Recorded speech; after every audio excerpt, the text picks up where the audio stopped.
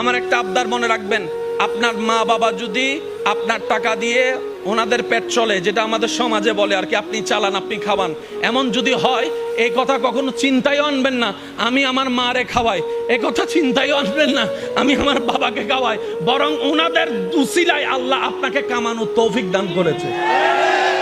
মনে রাখবেন, মা বাবার জন্য প্রতি মাসে আপনার সামর্থ্য অনুযায়ী কিছু খরচ রেখে দিবেন। জোরে জোরে জোরে। প্রত্যেক মাসে সন্তানের পক্ষ থেকে মার জন্য একটা আলাদা হাদিয়া দিবেন, বাবার জন্য একটা আলাদা হাদিয়া দিবেন।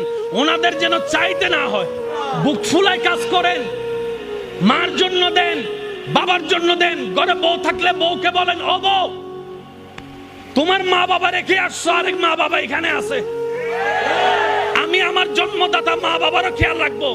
ওই মা বাবার কারণে যে তোমাকে পেয়েছি, ওই মা বাবারও খেয়াল রাখার চেষ্টা করব।